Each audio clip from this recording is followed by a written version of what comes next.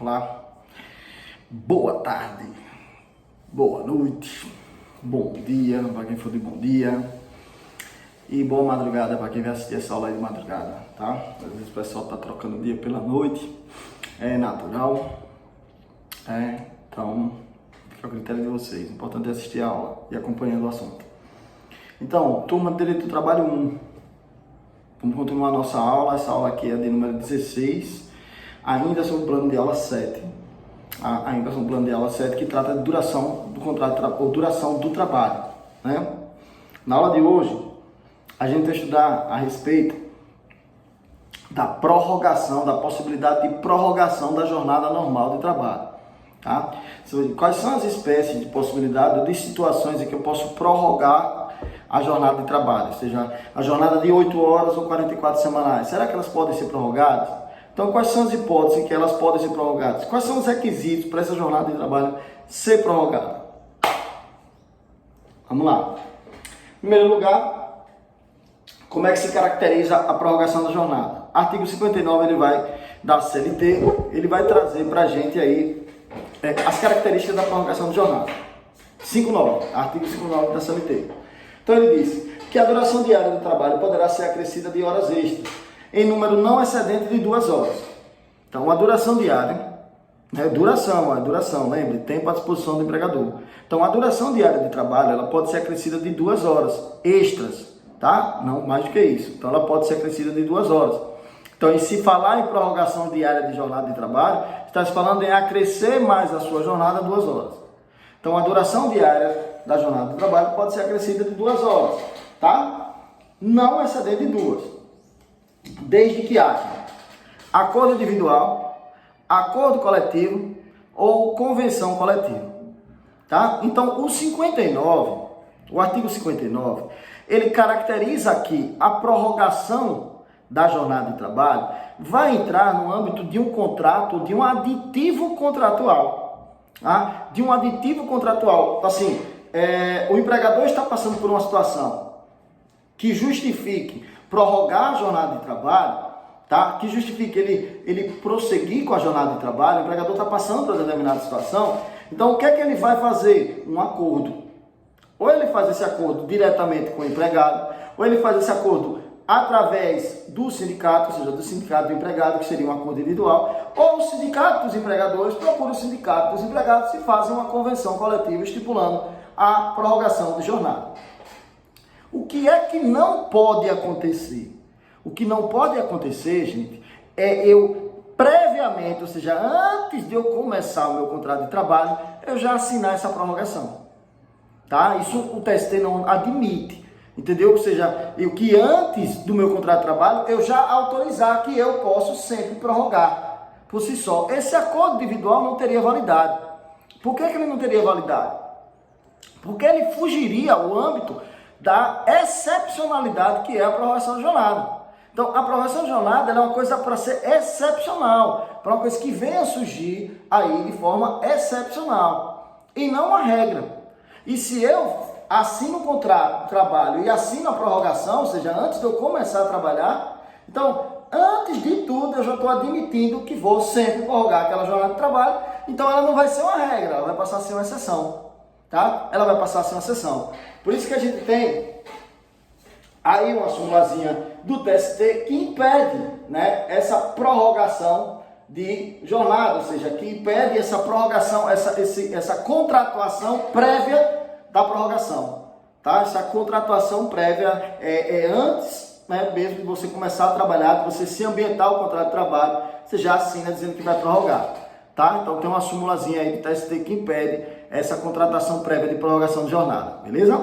Então, pode haver? Pode. Por acordo individual, inclusive, eu posso fazer um acordo com o meu empregador de que, olha, vamos precisar no mês tal e tal prorrogar a jornada, estamos passando por um momento em que a economia está reaquecendo, passamos pela época da pandemia, agora a economia está reaquecendo, vou prorrogar a jornada, vou fazer um contrato individual, então vou procurar o sindicato, vou fazer um acordo coletivo, ou então meu sindicato ficcionou através de convenção coletiva com o sindicato dos empregados, não tem problema, tá? Não tem problema. Agora, o que não pode é, antes de começar o contrato de trabalho, eu já prorrogar. Ou seja, eu já assinar que aceite por si só que sempre prorroga. Isso aí não tem validade, tá? Porque essa prorrogação é para ser uma excepcionalidade, não é para virar regra no contrato de trabalho, tá? Essa prorrogação é uma exceção, não é regra.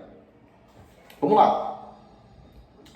A gente vai ter uma súmulazinha, a 376 do TST, e essa súmula, ela vem esclarecer uma dúvida, né? Uma dúvida que surgiu, tá? Ela vem esclarecer uma dúvida que surgiu aí por conta da interpretação do artigo 59.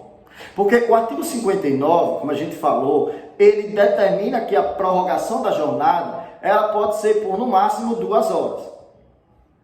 Então, a interpretação que estavam dando esse artigo, né, a interpretação no meio da relação de trabalho, ou seja, a interpretação entre empregado e empregador, era o quê? Era de que o empregador só poderia pagar 2 horas extras.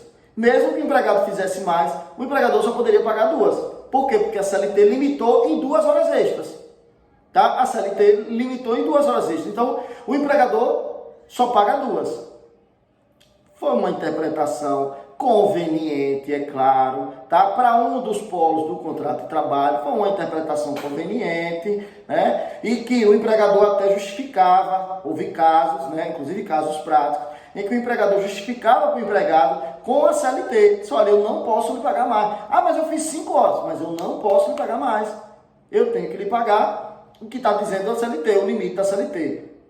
Gente, aí seria muito bom. Aí seria bom demais, certo? Seria bom demais e não é dessa forma, não é para ser dessa forma. Por quê, Tiago? Porque vai gerar um enriquecimento ilícito. Porque, veja, é como uma nulidade de trabalho. O trabalho já foi feito, é nulo, mas já foi feito.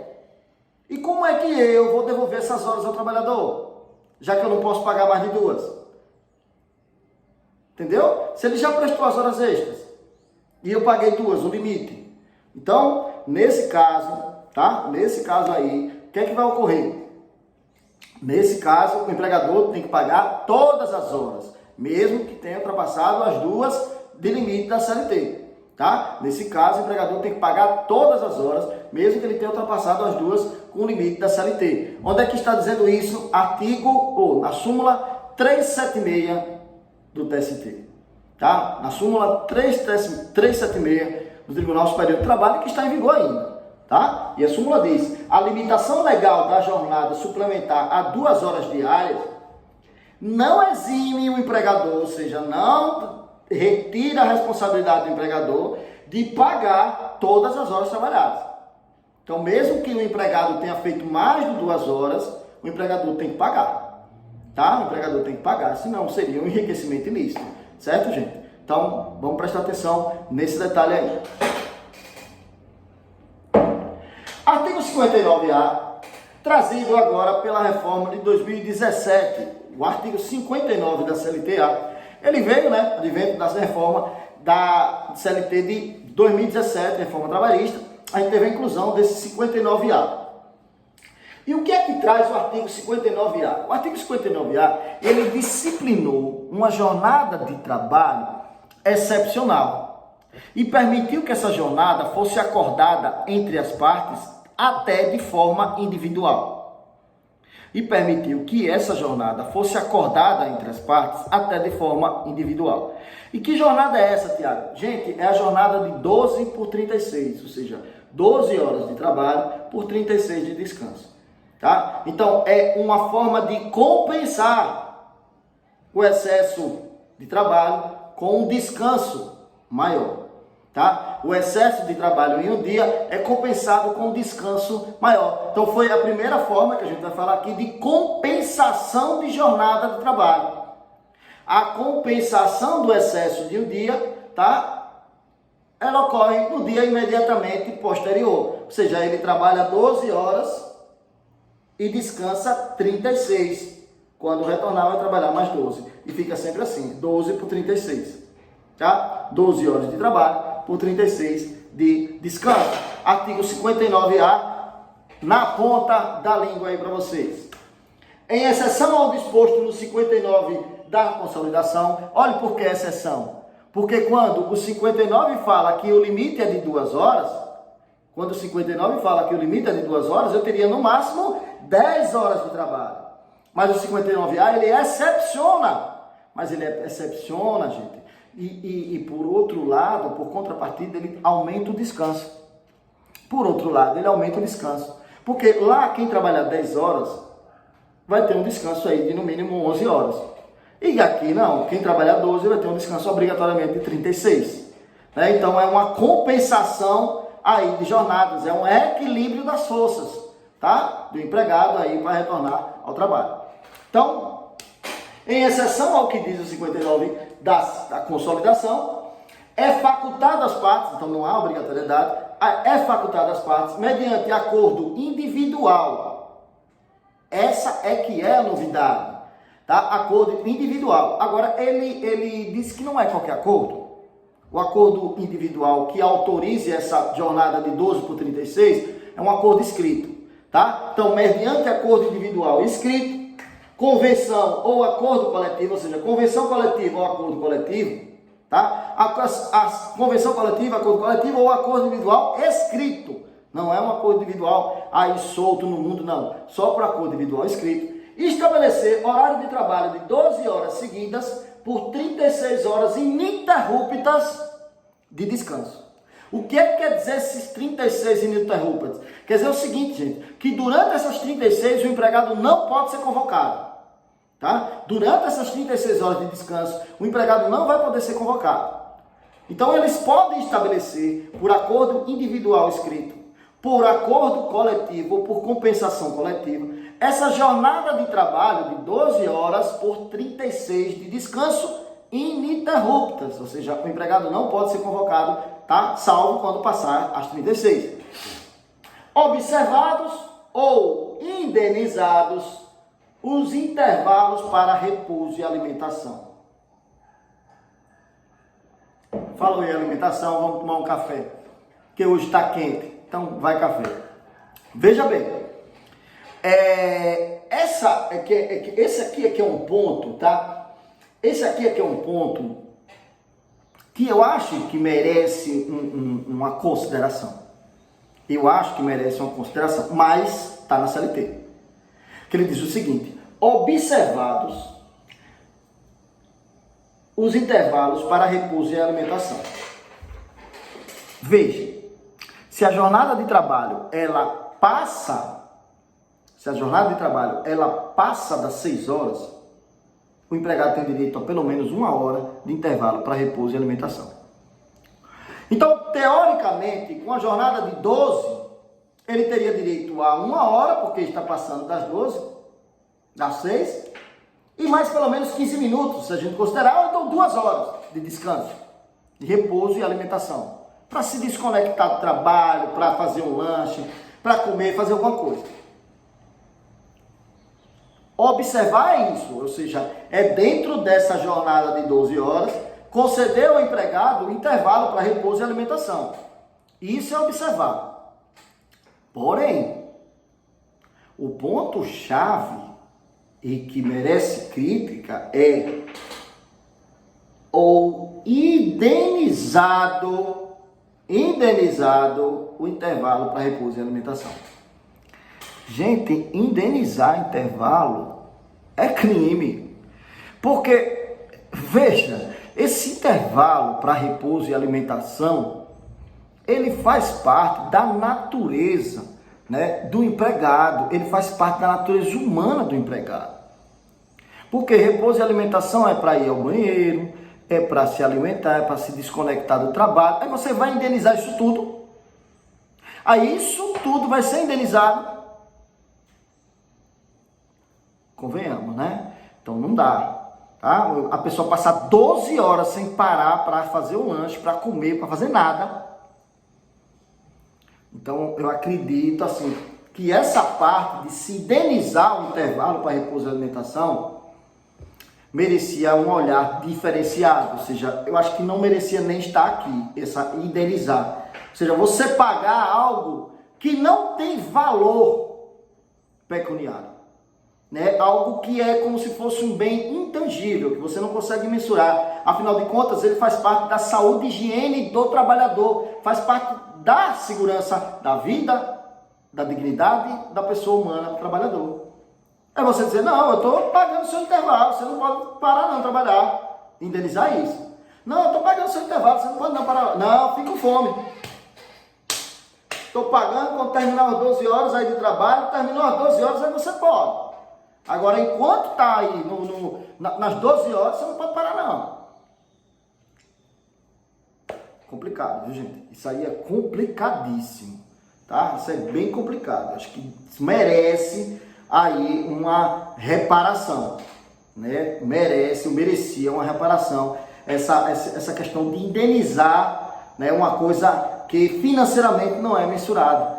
Afinal de contas, faz bem para o empregado, para a saúde do empregado, para a higiene mental do empregado. Se desconectar um pouco daquele trabalho, né, para voltar já com mais gás, né, com mais energia, já se alimentou. A gente já falou sobre isso aqui, né, sobre necessidades. Grandes empregadores colocam à disposição do empregado situações que ele sabe que ele tem que se desconectar do trabalho. Então, convenhamos, viu? Estão vendo, né? Uma olhada, né? Suor. Tá quente hoje, era Aracaju Sergipe, viu? Quente, muito quente. Vai entender esse tempo. Chove já. Vamos lá. Remuneração adicional. O parágrafo 1º do artigo 59, ele diz o seguinte, que a remuneração da hora extra será pelo menos de 50% superior da hora normal.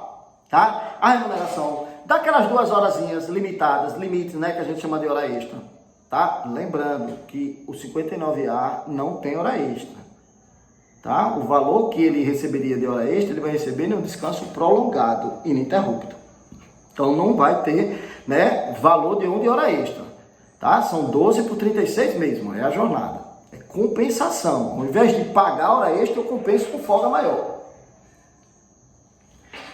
Agora aqui, quando o empregado faz hora extra, o parágrafo 1º do artigo 59 diz que o valor dessa hora extra vai ser de 50% a mais do valor da hora normal. O valor da hora extra vai ser de 50% a mais do valor da hora normal. Aí eu vou precisar recapitular o assunto da aula passada. De quê? De divisor. Né? Se a pessoa trabalha 8 horas, o divisor é 220. Se a pessoa trabalha 6 horas, o divisor vai ser 180. Para que isso, Tiago? Para saber qual é o valor hora do salário. Qual é o valor hora? Por quê? Porque a hora extra vai ser esse valor hora mais 50%. A hora extra vai ser esse valor hora acrescida de 50%.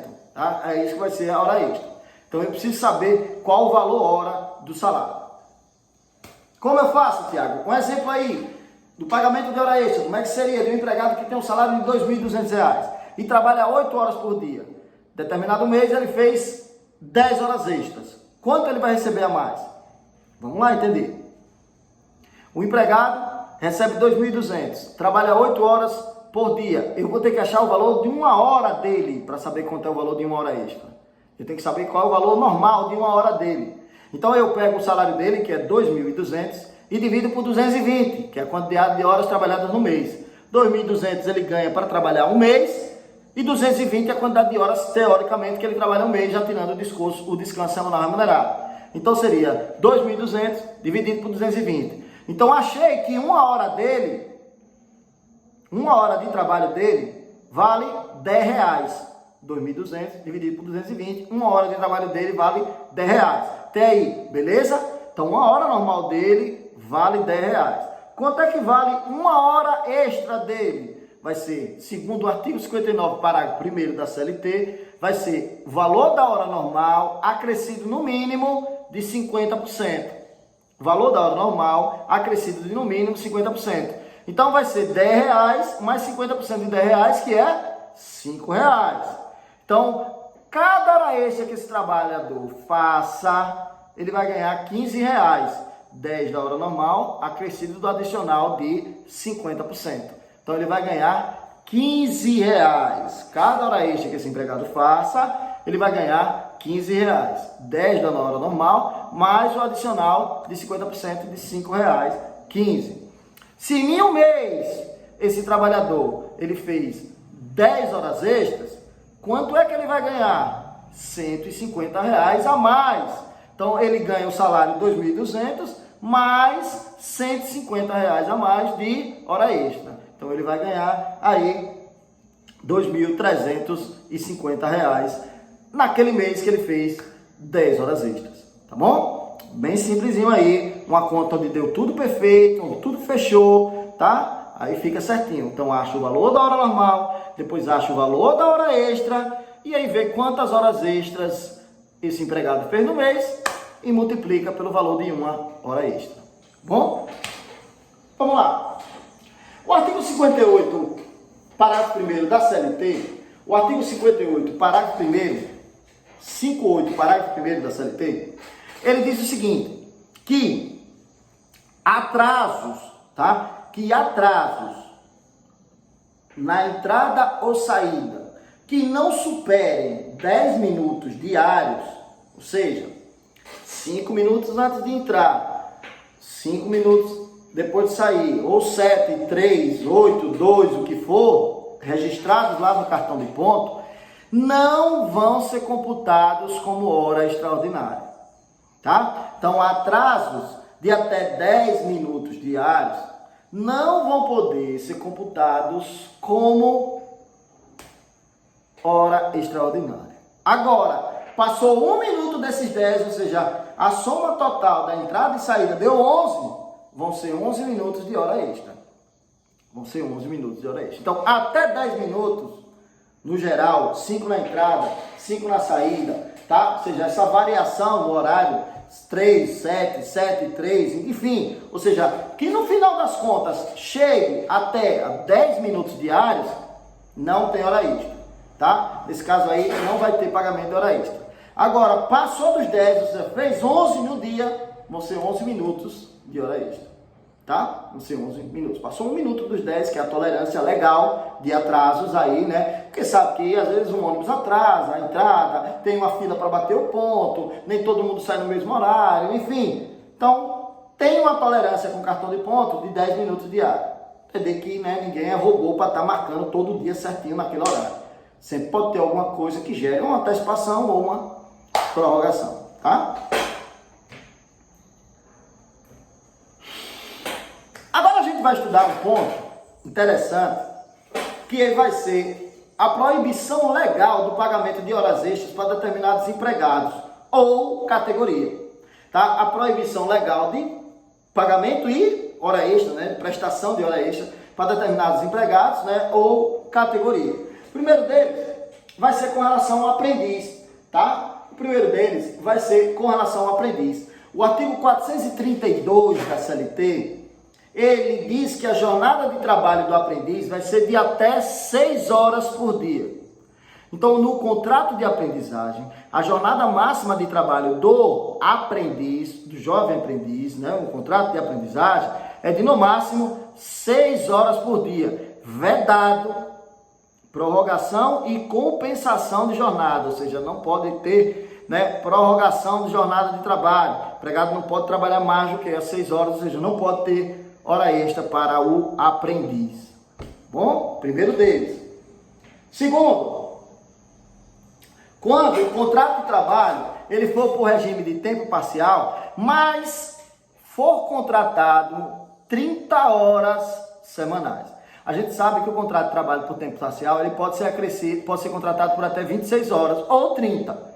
Por até 26 horas a gente pode ter hora extra feita pelo empregado de tempo parcial, né? Foi o que a reforma trouxe.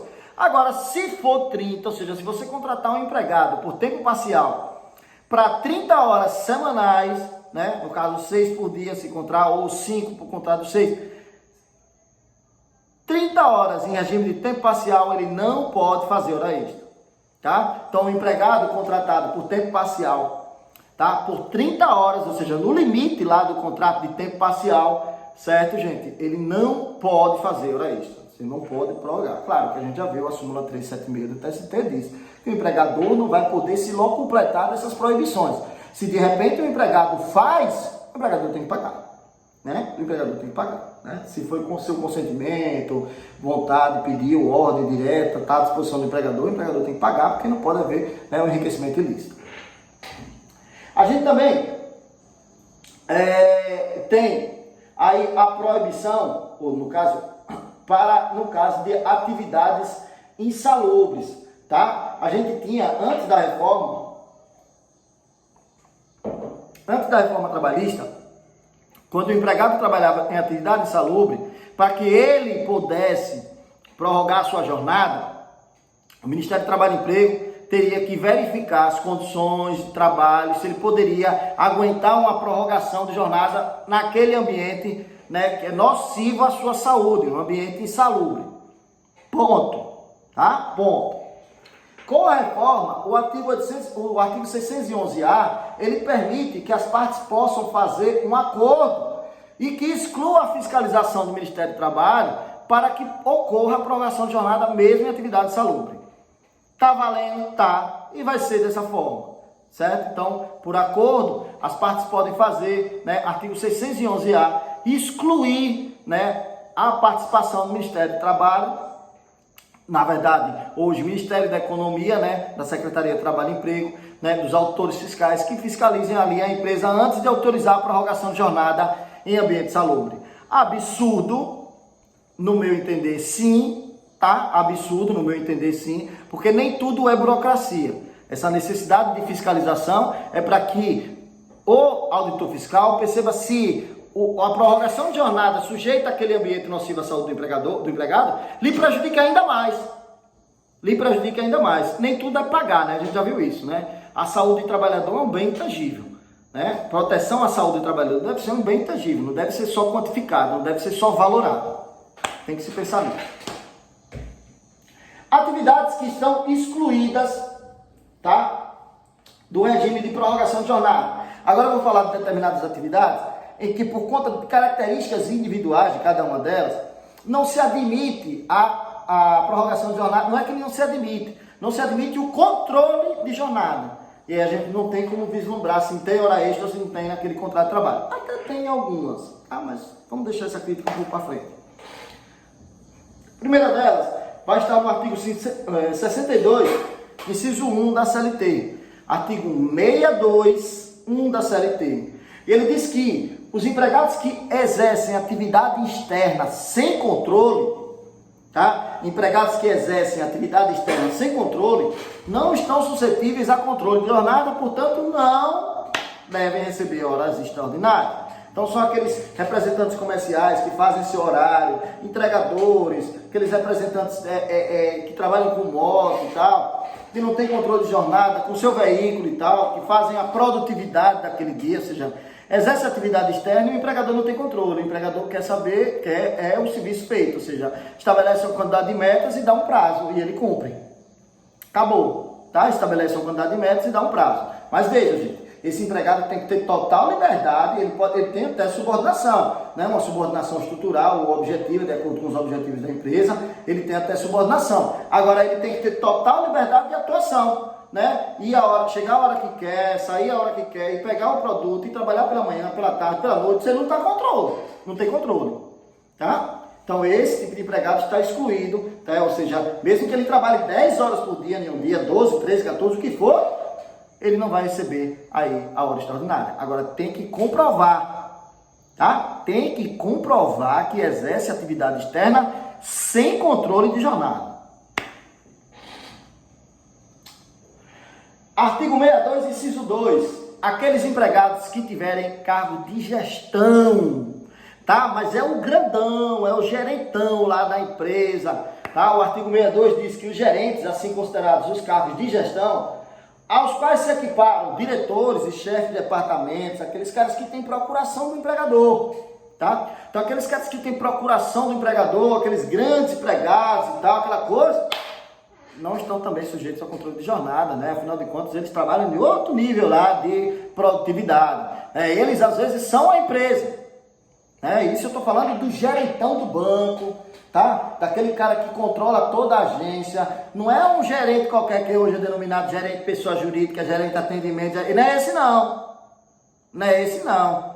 Tá? Esse pode ter até a jornada crescida porque ele tem uma função comissionada. Ele vai ter uma função comissionada, tem uma jornada crescida, ao invés de 6, 8. Mas ele está tendo esse acréscimo na sua jornada porque está ganhando uma gratificação maior. Mas eu não estou falando dele, estou falando daquele que recebe a procuração da empresa. Aquele que representa a empresa. Aquele que se envolve com os objetivos da empresa. Que é contratado pela empresa para mandar em todo mundo. Então, esse não está sujeito a controle, tá? Vai trabalhar o dia que quer, vem a hora que quer, faz o que ele faz. Trabalha de casa, trabalha sábado, domingo, feriado, o que for. Né? Um superintendente do banco, de repente, tá? Um superintendente de uma agência. Esse sim, né? Um cargo de gestão, um cargo de controle.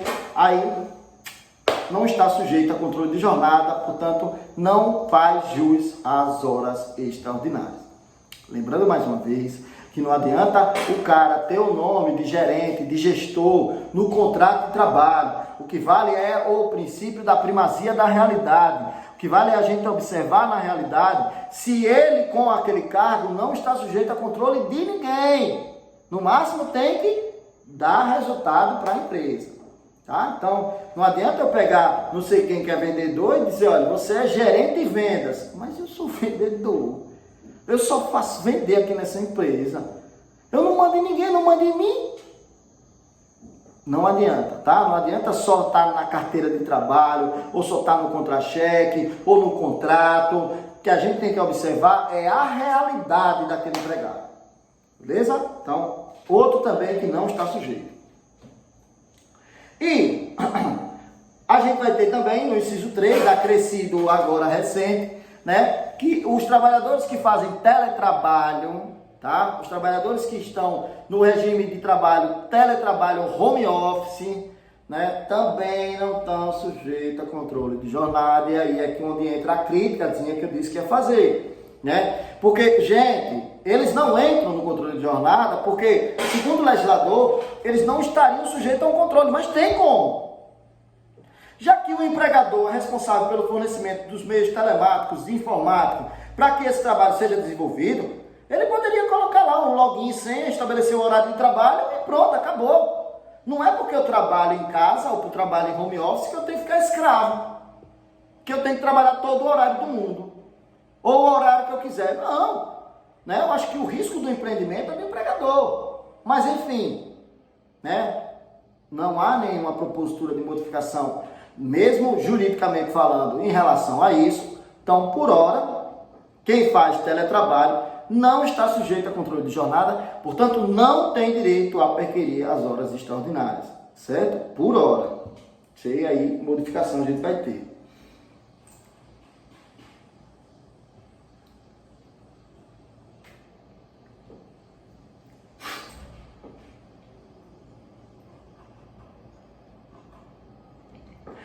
A súmula 376 do TST, ainda falando de hora extra, a súmula 376 do TST, ela fala o seguinte, que o valor das horas extras habitualmente pagas vai integrar o cálculo, tá, dos haveres trabalhistas, independente da alimentação disposta. Ou seja, o que quer dizer isso?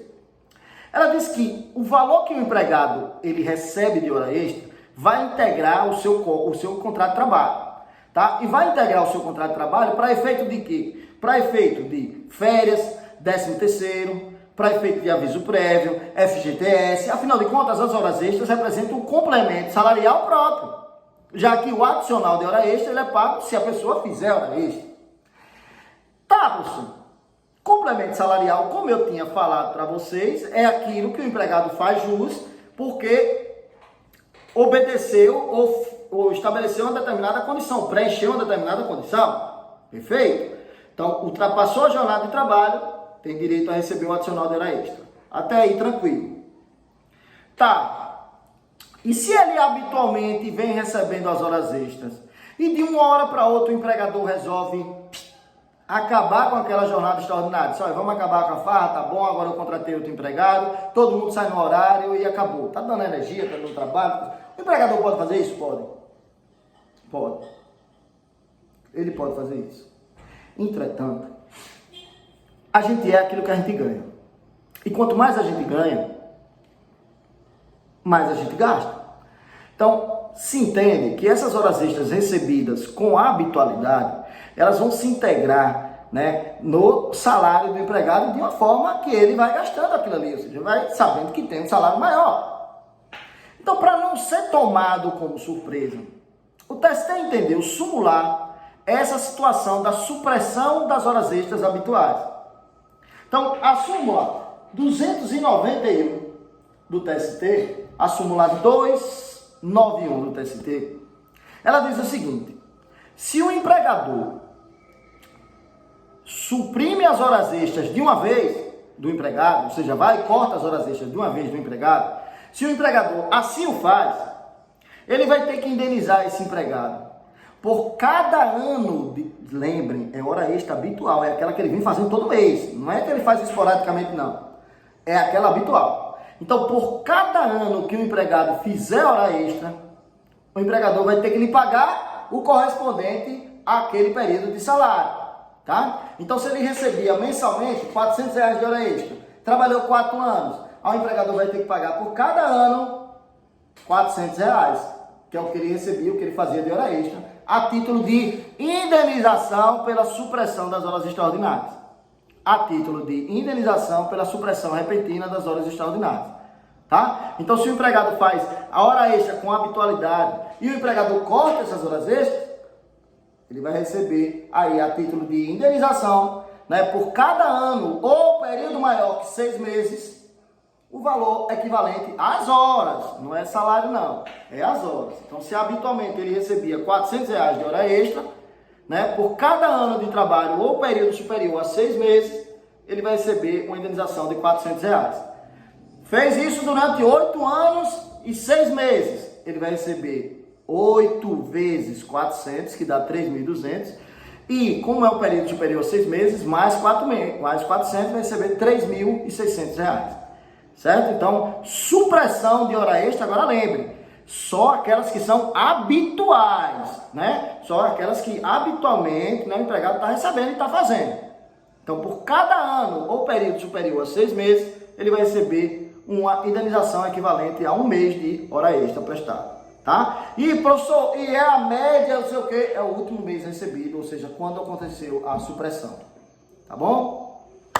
Ficamos por aqui, ou seja, a aula 16, a gente ainda não terminou o plano é extenso esse plano, né, de duração do trabalho, e na próxima aula a gente vai começar falando de banco de horas, compensação de jornada inglesa, jornada espanhola, e intervalo intra-jornada, intervalo interjornada, e a gente termina, acredito eu, na próxima aula o plano, tá bom? Abraço, bom... O que é que vem de bom agora? Feriado, amanhã é feriado. Gravando na quinta, dia 30 de abril, amanhã, dia 1º de maio, dia do trabalhador. Valeu!